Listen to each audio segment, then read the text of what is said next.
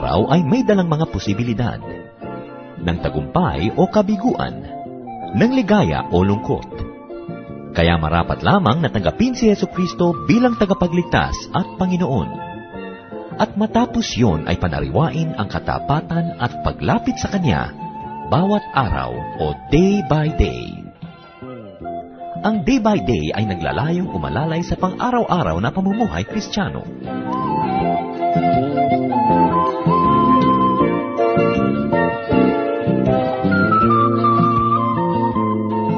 Narito po si Pastor Ed Lapis sa mensaheng pinamagatang When to Say No.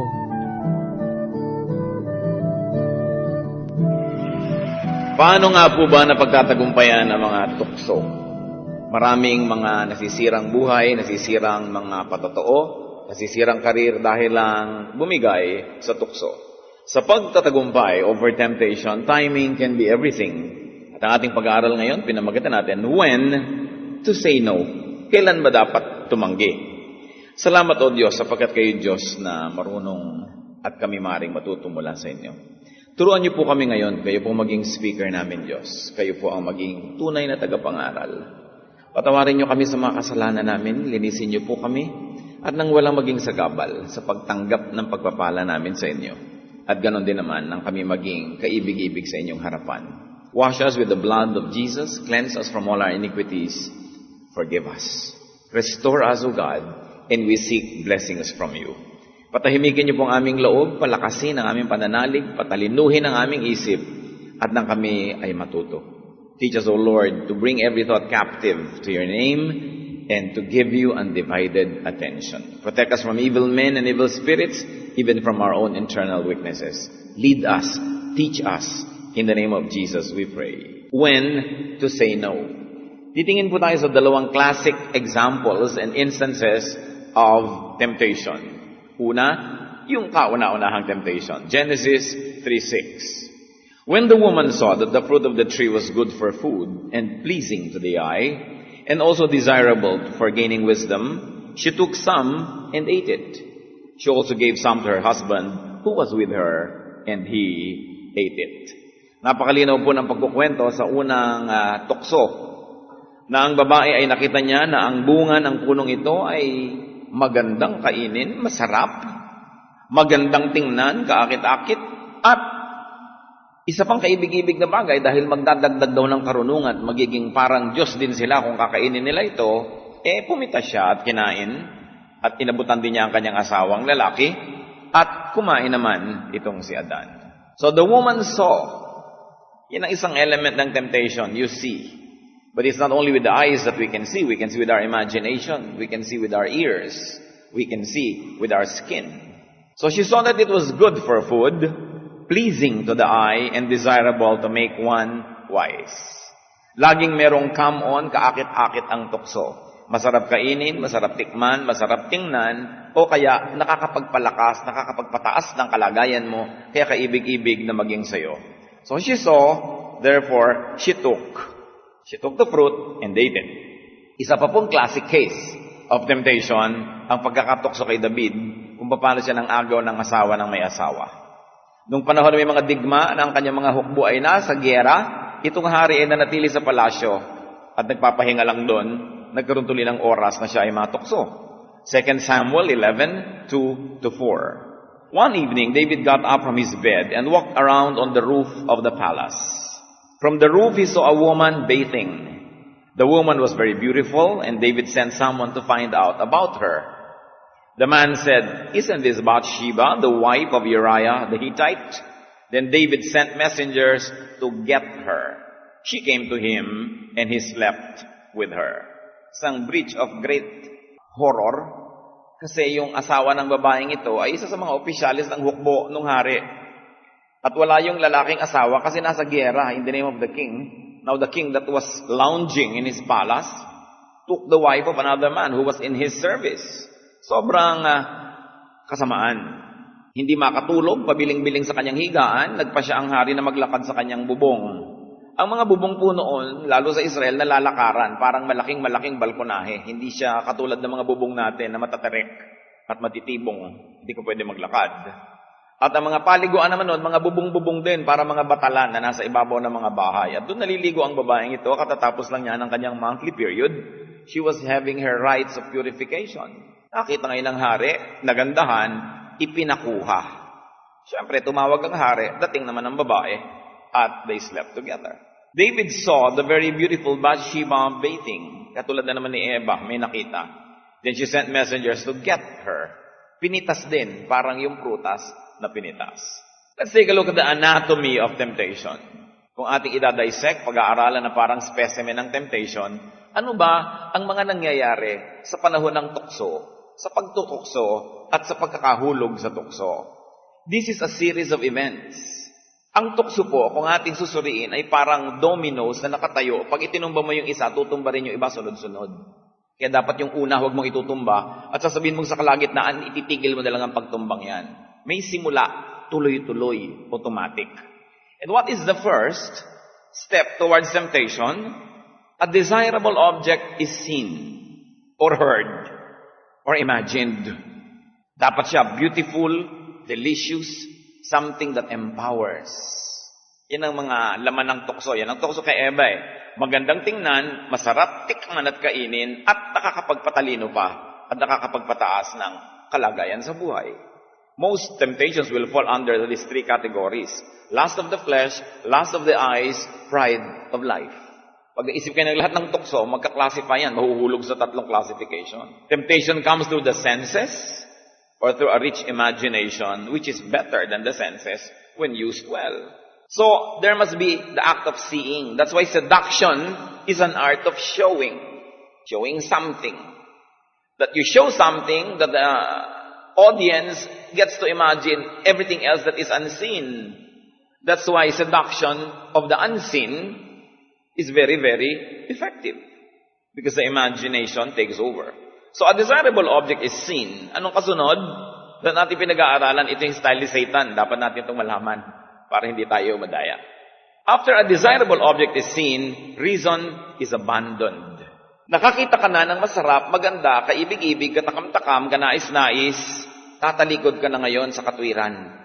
Tatalikod ka na sa kaliwanagan, tatalikod ka na sa tama, at pupunta ka na doon sa dilim, sa mali. The desired object is obtained in spite of many negative reasons and results. So, pagka ang ating katwiran ay natalikuran na, pipitasin na yung dapat ay huwag pitasin. Kukunin na ang hindi dapat kunin, gagawin na ang hindi dapat gawin.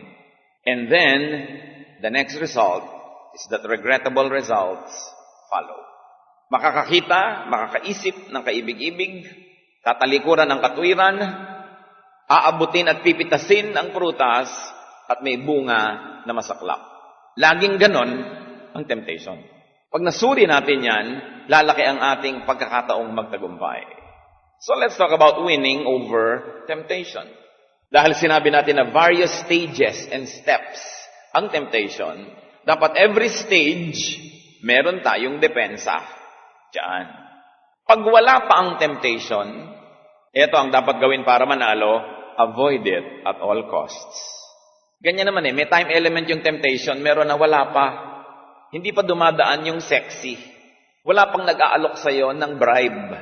Hindi pa iniaalok sa'yo ang anumang bagay na hindi mo dapat tanggapin. Bago dumating yon, avoid it at all costs. Genesis 4:7, if you do not do what is right, sin is crouching at your door. It desires to have you, but you must master it. Diyos, kausap si Cain. Sabi, pag hindi mo ginawa ang tama sa puntong ito, andun sa labas ng pinto mo yung kasalanan, naghihintay. Crouching tiger. Parang tigre yan na nakahanda na sumalakay. Oras na nagbukas ka, patay ka. Sabi, but you must master it. It desires to have you, but you must not open the door. Kahit sabihin mong malakas ang katawan ko, may bolt yung door, kaya kong isara uli, don't even open. Sabi, if you do not do what is right, at this point, matatalo ka. Timing ang pananalo sa temptation. Bago dumating. Sin is crouching at the door. Psalm 141 verse 4, let not my heart be drawn to what is evil, to take part in wicked deeds with men who are evildoers. Let me not eat of their delicacies. Yan ang dinedesire na isang tao makadiyos, na huwag akong maakit sumama sa gagawa ng mali. Huwag ako tumikim ng masasarap na pinagkakakain nila na gawa sa mali. Proverbs 22 verse 5, In the paths of the wicked lie thorns and snares, but he who guards his soul stays far from them. So you see the winning? Stay far. Don't even get near. Huwag mo sabihing pag nando na ako, kaya ko yan. Don't even get near. So, do not even fight a temptation. Avoid it. Because the moment that you fight it, 95% talo ka.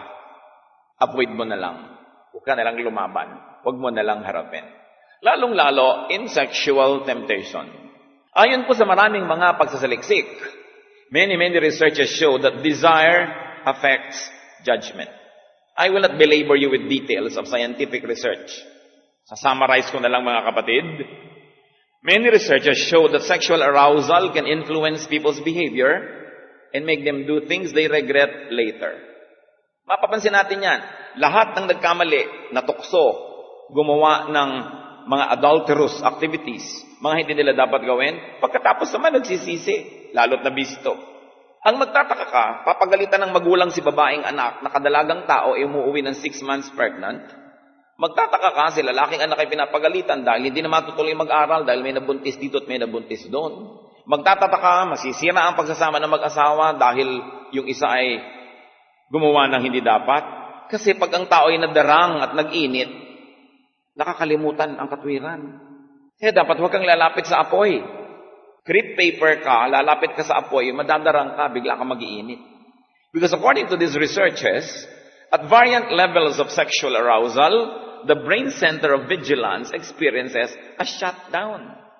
Pagka merong linya na natawid mo sa temptation, especially a sexual temptation, nadarang ka at nag-init, sumasara yung maraming pinto ng utak na nag-iisip. Ang nananatiling bukas ay yung mga pinto at kwarto ng utak na gustong masarapan lang. Kaya magtataka ka, alam na hindi dapat, pero ginawa. Alam niyang hindi dapat yon habang hindi pa siya humaharap sa temptation. Pero pag nakaharap na siya, nadarang siya kahit konti, biglang nagsasarahan yung ibang bahagi ng utak niya. Nagiging tanga siya. Kaya sasabihin mo, napakatanga mo, alam mo. Oo nga, nagiging tanga pag nadadarang. Kaya dapat huwag madarang.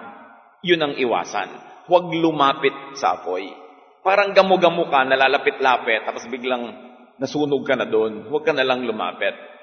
The area of the brain involved in controlling thoughts and emotions becomes silent, according to scientific research. Bakit? Para matuloy yung human nature. Di ba meron tayong divine nature? May human nature? Oras na ang bahagi ng utak mo ay na-attract na sa isang bagay, isasara niya yung mga pipigil na matuloy yung attraction na yun. Para manaid, makapangyari, maganap. Ang hindi dapat maganap.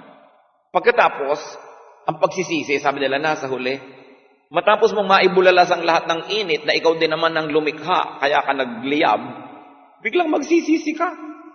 Kumisa nga yung kapartner mo, gusto mo sipain at paalisin na dahil natapos na yung pagnanasa. Kasi bumalik na ang iyong bait. Yun yung sinasabi ng matatandang nawala sa sarili.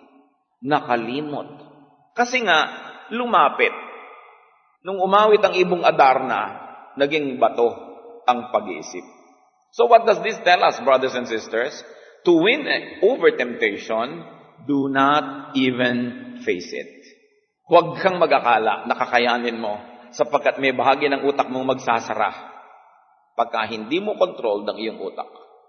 The time to say no is before the temptation presents itself. Before the temptation is seen or touched or felt. Before it is experienced. Kaya sabi ni Solomon, there is a time for every matter under heaven. And the time to say no is before the temptation comes. Timing can be everything. Kaya ang itinuro ng Panginoon na prayer, Matthew 6:13, lead us not into temptation, but deliver us from the evil one. Sabi dito, turuan mo kaming makaiwas sa tukso. Hindi sinabing, palakasin mo kami para labanan ng tukso. Ang sabi, iiwas mo kami sa tukso. It is the safest. Kaya kung kayo halimbawa ay marupok, nakatira kayo sa isang bahay na marami kayong in-laws doon, pag umalis yung asawa nyo, alis din kayo. Huwag kayong nakakalat doon, tapos nandun yung bayaw nyo, tapos pakuyakoy kayo doon habang nagpipili ng bigas. Naghahanap kayo ng gulo. Diba? Maliligo-ligo ka doon sa batala, nakikita na yung ulo mo na nagbubuhos ka ng tubig. Alam nyo ng mga lalaki, pag ang babae nag-amoy sabon, nababaliw. Nawawala na ang katinoan. Tapos kaya marami mga Pilipina nare-rape sa Middle East. Ligo ng ligo. Akala nung Arabo, inaakit siya. Kasi sa kanila, yung babaeng nakalugay ang buhok at basa, nang aakit yun sanay na sanay ng mga Pilipina, papatuyuin pa sa harap na electric fan. Pumunta na yung amoy niya doon sa lalaki nung nabalisa na tuloy. Na dati santo, naging halimaw na ngayon nung makita yung buhok niyang nakalugay. So make a clear statement. Said or unsaid, say no. Sa itsura mo pa lang. Babae ka na ang cleavage mo hanggang puso. Ano sinasabi ng damit mo? Inaakit kita. Diba? Yung bakat na bakat pati nonal mo sa yung pagsusuot ang damit, tapos nagtaka ka pa, ni-rape ka. Kasi may sinasabi ka yes, gusto ko, sa itsura mo pa lang. Yung babaeng hampas ng hampas ang buhok. Diba? Because it's a very Freudian symbol. Dapat with your words, with your looks, with your action, with your habits, you are saying no, no, no, no. Lalo't ikaw ay married person. Lalo't ang asawa mo nasa ibang bansa, nagtatrabaho. Kulang na lang dapat mag-abito ka, magbelo ka, takpan mo ang buong katawan mo. May wisdom yung mga Arabo Nagtatakip. Kasi pag may nakikita, may nagigising na damdamin. Ba't mo naman gigisingin ng bulkan kung ayaw mong pumutok yun at ikay masabugan dyan? Kaya kailangan magpakatino ka. The same principle could work in other areas of temptation. Hindi lang sa sexual temptation. Kung meron kayong tendency to be murderous, don't even start a fight. Because magsa-shutdown yung utak nyo na nagsasabing don't at papatay kayo ng tao.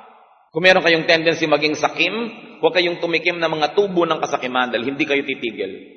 Kung may tendency kayo maging violent, nananakit kayo, nagbubuhat kayo ng kamay, nag-aaway kayong mag-asawa, huwag na huwag yung pagbubuhatan ng kamay kasi pag nagsimula kayo, hindi kayo titigil hanggang hindi siya naghihingalo. Pagka kayo may tendency na magsalita ng masakit, huwag kayong magsimulang magsalita ng konti. Dahil konting-konti lang yung tawirin ninyo na no crossing line. Sasara ang utak niyong matalino. Ang magbubuka yung utak niyong makalupa na gustong pagbigyan ng lahat ng makalupa niyong gustong gawin. Sasabihin mo lahat ng masasama mong gustong sabihin. Pagkatapos sasabihin mo sa dulo, sorry. Nung bumalik ang katalinuhan mo. Kaya huwag kang lalapit doon sa hindi mo dapat tawirin. Kasi yung human nature gustong matuloy. Yung hindi dapat matuloy. So huwag mo nalang sisimulan. The human nature, according to the Bible, is corrupt. Naobserbahan ng Panginoon. Sabi niya, the inclinations of these people's hearts are always evil. So dapat hindi mo pinagbibigyan yung inclination na ito. There is a line in which, when reached and when crossed, reason shuts down. Nawawala ang katwiran. Umiiral ang pagiging makalupa lamang. Kaya ang paalala sa Proverbs 1:10, my son, if sinners entice you, do not give in to them. In other words, do not cross the line. Proverbs 1:15-16. My son, do not go along with them. Do not set foot on their paths, for their feet rush into ruin. They are swift to shed blood. Sabi ni, huwag kang tumungtong sa mga daan na dinadaanan nila. Do not even head for that line. Do not even go. Kaya sabi sa Psalm 1:1, blessed is the man who does not walk in the counsel of the wicked, or stand in the way of sinners, or sit in the seat of mockers. Hindi mo kaya pag nandyan na, huwag mo nalang harapin.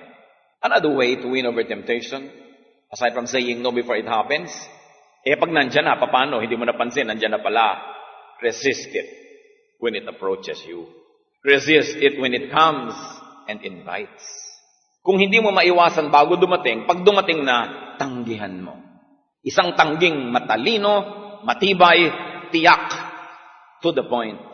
James 4:7, submit yourselves then to God. Resist the devil, and he will flee from you. Yan ang pangako. Pag tumanggi ka, aalis yan. Ba't po hindi tumaalis, tumatanggi na ako? Baka tumatanggi ka kunwari, pero meron kang body language na bumabaligtad doon sa sinasabi ng words mo na tanggi.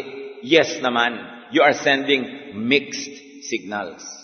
Pangako sa Bible, pag malinaw na no, lalayasan ka. Kaya ka hindi nilalayasan, may konting yes ka rin sinasabi kahit nagnono ka. Dapat malinaw. 1 Peter 5:8-9, be self-controlled and alert. Your enemy, the devil, prowls around like a roaring lion, looking for someone to devour. Resist him. Kailangan kontrolin mo sarili mo, sabi sa 1 Peter. Ang kalaban mo, parang leon yan. Nag-aabang lang ng timing para ka lundagin. Kailangan tanggihan mo siya. At pag tinanggihan mo yan sa pangalan ng Panginoon, aalis. Marami namang willing, ba't pipilitin ka pa? Dami namang papayag, ba't ikaw pa? Kung talagang tumatanggi ka. Ngayon, halimbawa mga kapatid, hindi kayo nakatanggi bago dumating, tapos dumating na, hindi nyo na-resist, nasukol ka, na-corner ka. Ano nang dapat mo ngayong gawin? Flee from it. Takasan mo na. Isa, nadarang ka rin ng konti, bumigay ka na ng konti, pero bumabalik naman ang ulirat mo eh. Alam nyo, yung meron tayong human nature, pero meron tayong godly nature din. Kahit yung human nature mo, nananaig na, biglang magigising uli yung godly nature mo, maalala mo, ay ba't nga bakla nandito? Pero pagka nandun ka, bigla ka nang tumayo, tumakbo, umalis.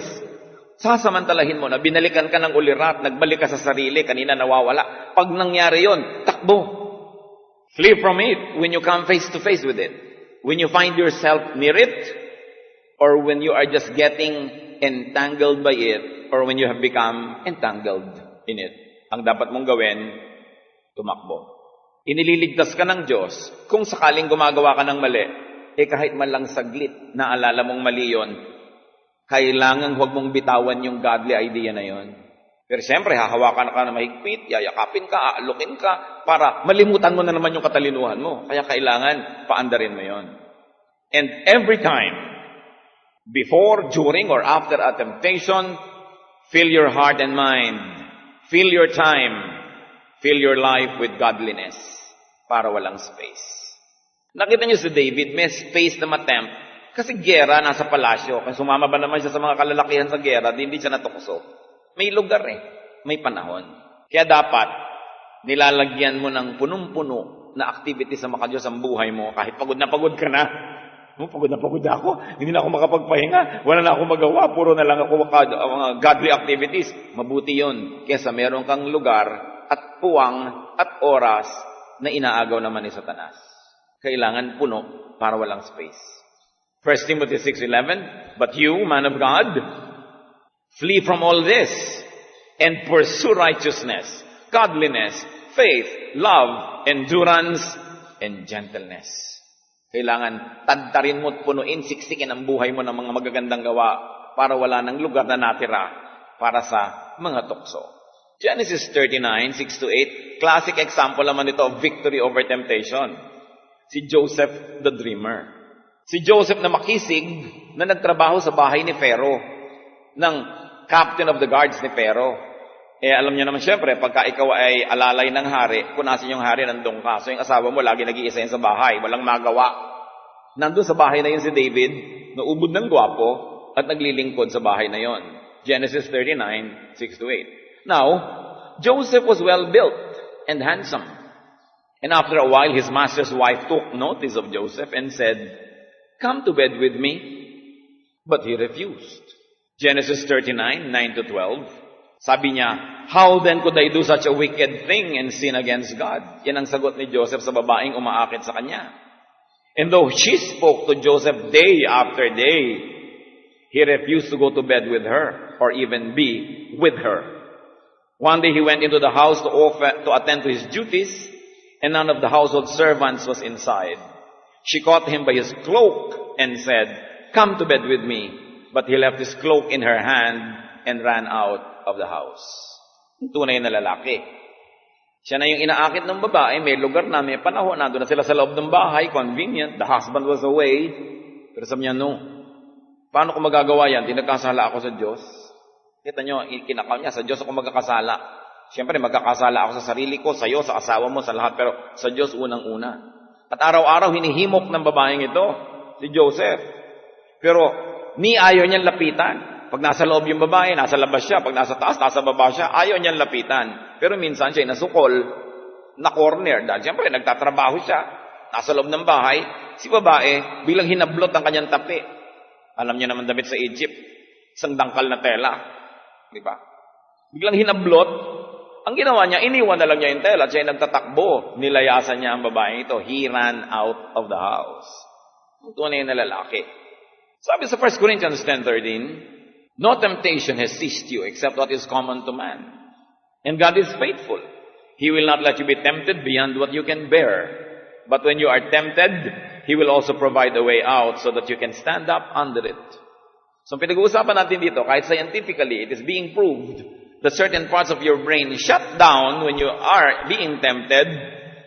There are also rooms in your mind and heart occupied by the Holy Spirit that will assert itself if you will allow it. Sinasabi, walang pwedeng tuksong dumating sa'yo na hindi mo kaya. Kaya pinayagan ng Diyos, kaya mo.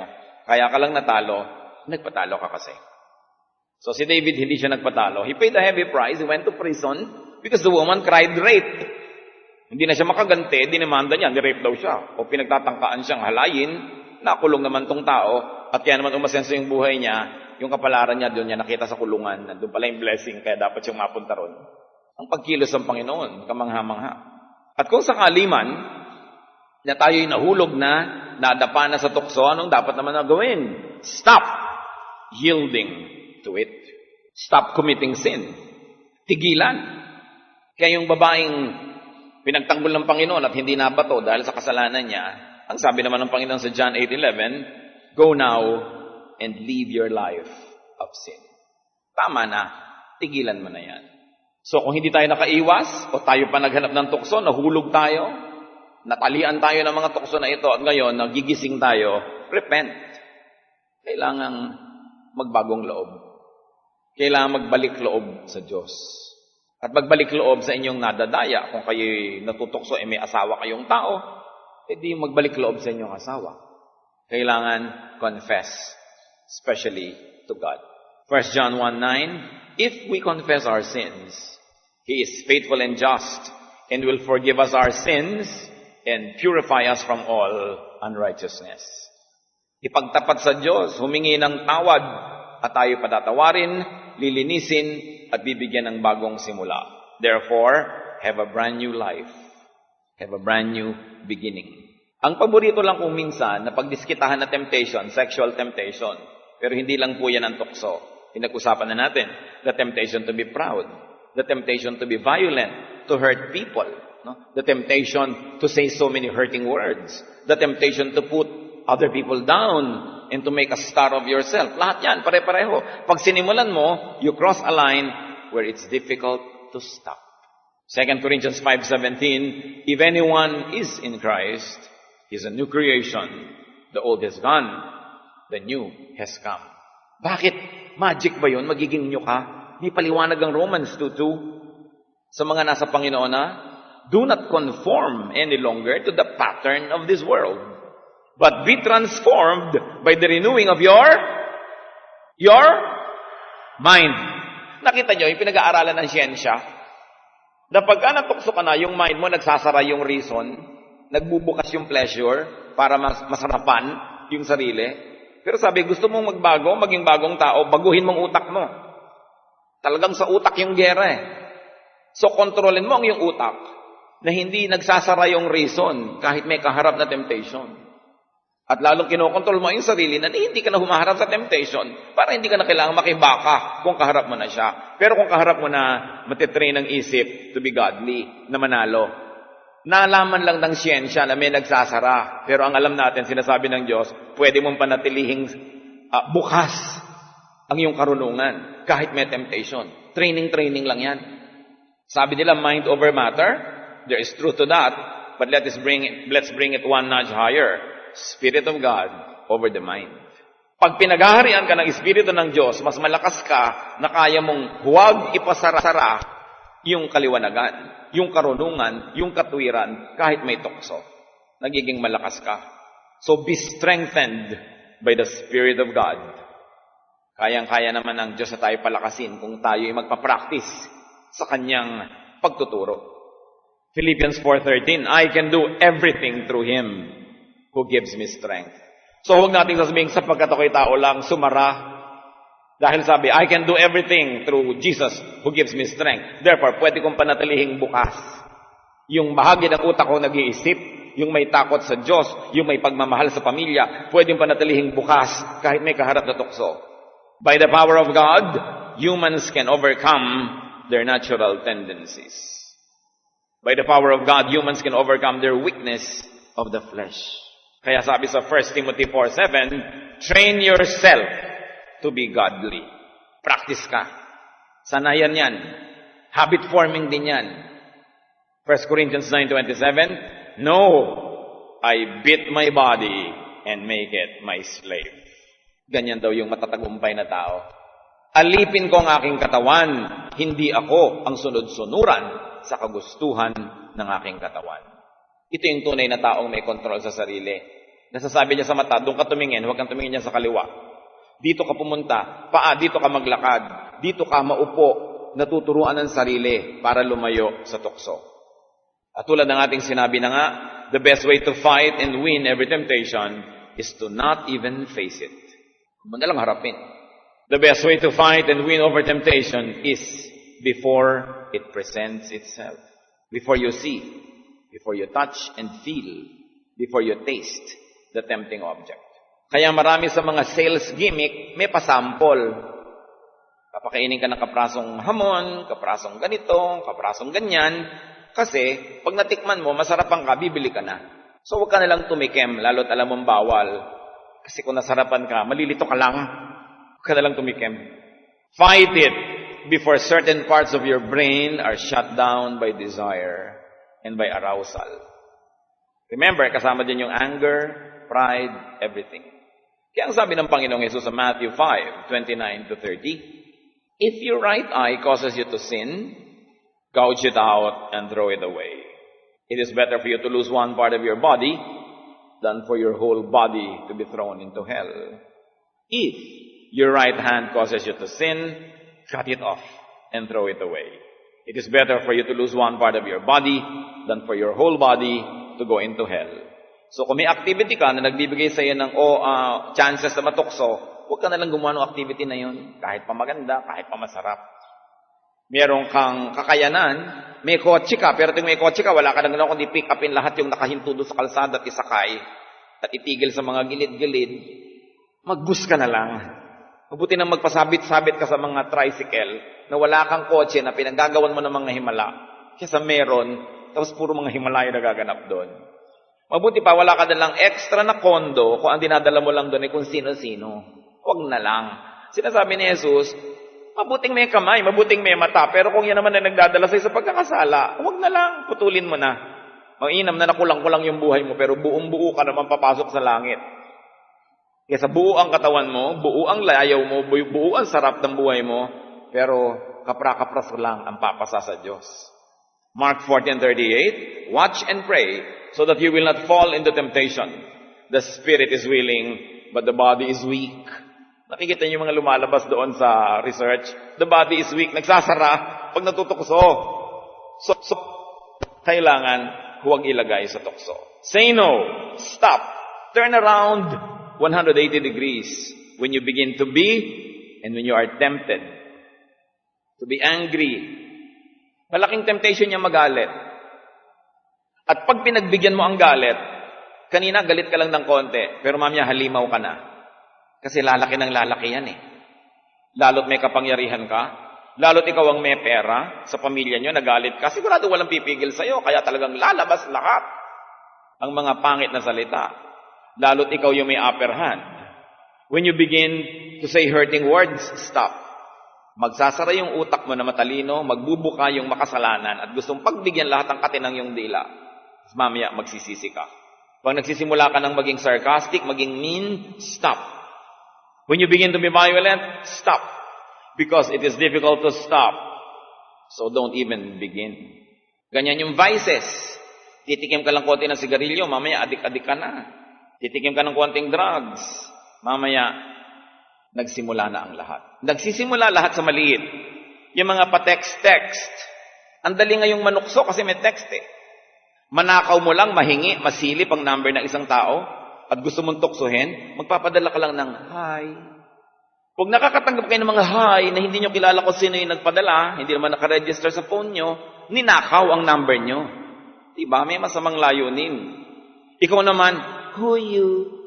Ibig sabihin, nagbubukas ako ng pinto, kunwari pa ako, pahuyo-huyo, pero nagbubukas ako para musumalita ka naman dyan. Mamaya, andun na tayo. May ginagawa na tayong milagro. Pagka kayo pinagtetext ng di nyo kilala, huwag yung sagutin kung ayaw nyo magbukas ng pinto. Kahit pahuyo-huyo, nagbukas na kayo nun. Nagsisimula sa konti. Mamaya biglang pinapadalang ka na ng, miss you. Ikaw na bang uhaw sa pagmamahal, naniwala na? Diba? Talagang inilaglag mo na lahat ang karunungan mo at dahil gusto mo na may-miss ka. Sa video, ganyan. Alam nyo, lalo mga young people, mga parents, may mga young people na alaga, yung mga matatanda na nangmamolestya ng mga bata, sinisimulan yan sa video. Papapanoorin ang video. Kunwari, punta ka sa bahay, halika, kain tayo ng kung ano. At pag kumakain na si bata, gusto mo ng video, papapanoorin na lang ng sex video. At oras na na-arouse ang bata, ano mangyayari? Sumasara yung utak na nagsasabing no. Sumasara yung utak na nagsasabing mali. So, sasamantalahin nila yun at sasalakayin. Kaya kung ayaw niyong matukso, bata man kayo o matanda, huwag kayong manood ng video na iba ang pumili kung ano yung papanoorin nyo. Baka kayo tuksohin. Ganyan din yung mga video ng mga ipinibentang bahay, subdivision, di ba? Video, ang ganda-ganda, tumatakbo ka slow motion sa damo. Yung, wow, ang sarap tumira sa subdivision na ito. So, pipirma ka na. Hindi naman masama yun, ano? Pero ang point ko, dahil sa simulang nakita mo, natukso ka na. You see, you get attracted, you pick the fruit. Kaya pinag-iingatan natin yung mga panood ng video. Kaya maraming himala din na nangyayari sa masahe. Hindi naman lahat ng masahe may himala. Pero ang dami, di ba? Kasi pagka nadunggol-dunggol na niya at nabunggo-bunggo yung hidden wealth mo, sasara na yung utak mo. Gusto mo na ituloy. So ang mangyayari, pagka natapos at lahat, tsaka ka magsisisi. Paulit-ulit lang yan. Pag alam natin yung paraan ng Diablo, sabihin mo, hoy, huwag mo nga dunggol-dunggolin ang aking mga hidden wealth. Diba? Pero ikaw naman, bigay na bigay, di syempre, you're saying yes. Kailangan kasi may cooperation ka. Say no at the right time. Say no before you get tempted. Titus 2:11-12. For the grace of God teaches us to say no to ungodliness and worldly passions, and to live self-controlled, upright, and godly lives in the present age. So how to win? Avoid fighting. Avoid even facing the enemy. Tanong mga kapatid, what temptation keeps winning over you? Ano ba ang mga struggle natin sa buhay na yung mga tuksong ayaw nating manalo, laging nananalo sa buhay natin? Ano bang mga tukso ang nagpapasara sa utak natin, doon sa utak na matalino, nag-iisip, may takot sa Diyos? Say no before, say no during, and say no even after it. Timing lang yan, napakahalaga. May isa pa akong tanong, nawa wala sino man sa atin, pero baka kayo yung tempter, baka kayo yung nagte-text dyan, ha? Sa hindi dapat. Baka kayo yung nagpapalabas ng video na hindi dapat. Nakakahiya naman yun. Diba? Kaya kailangan isipin natin, victim ba ako ng temptation? But a victim must be willing for it to be, or for him or her, to really be victimized to the fullest. Or tayo ba yung victimizer? Pag-isipan natin. Diyos namin sa langit, salamat sapagkat maaari kami sumuri sa tulong na rin ng siyensya at pananalig namin sa katotohanan na yung salita. Mas nauunawa namin yung mechanics ng temptation. Turuan mo kami, Lord, na yung mga ipinuturo mo sa amin magamit para kami makaiwas, magtagumpay. Turuan nyo rin kami na i-protect ang mga mahal namin sa buhay, lalo yung mga hindi masyadong sanay, yung mga innocent pa, na huwag silang mabitag ng mga tempter and temptresses. Protect our young children from abusive teachers, relatives, friends, na pinagsasamantalahan ang kanilang pagtitiwala at ang kanilang kamusmusan. Teach us to be vigilant, to protect our young people from abusive adults that employ these evil tactics.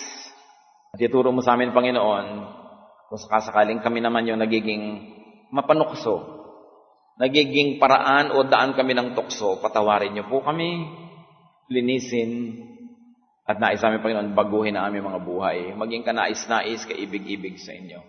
Magbulay-bulay tayo mga kapatid, yung mga laging natatalo ng tukso, humingi sa Panginoon ngayon ng lalong runong para makita nyo how it works and how to win. At kung tayo natatalo, tumakas tayo, humingi tayo ng kapangyarihan mula sa Diyos. Walang hanggan ang kanyang pagpapatawad. At tiyakin natin na hindi tayo yung nanunukso. Hindi tayo yung tempter and temptresses. Lalong-lalo yung mga gusto maglingkod sa Diyos, yung gusto magpakabuti, yung gusto magpa-counsel, magpatulong, hindi dapat pagsamantalahan at hindi dapat akitin. Mag-pray tayo, silently. Kung ano ang inihingi ng inyong puso at tinitibok ng inyong puso, idalangin sa Panginoon, nakikinig siya. Kung kailangan tayo humingi ng tawad, humingi tayo ng tawad. Kung kailangan tayo magpasalamat sa karunungan ng Diyos, magpasalamat.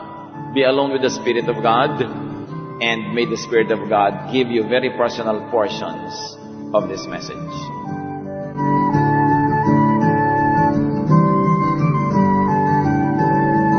Ang katatapos pong mensahe ni Pastor Ed Lapis ay pinamagatang, Want to Say No.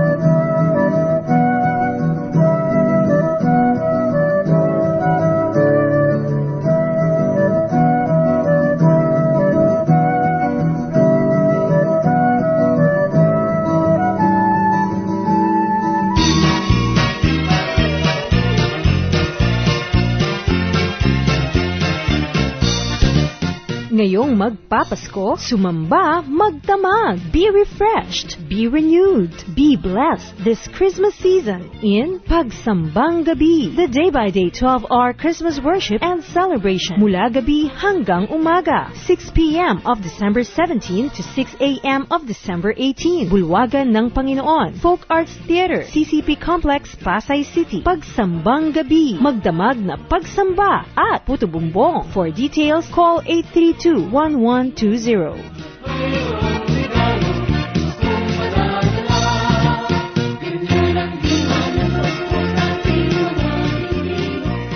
Day-by-Day Metro East Cainta, ginaganap sa Cinema 7, Level 5, Robinsons Metro East, Marcos Highway, Cainta.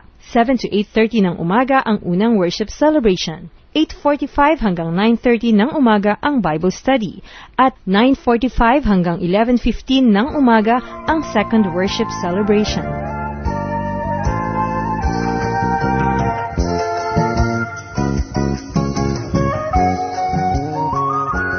Oras na po para pansamantalang magpaalam ang programang Day by Day.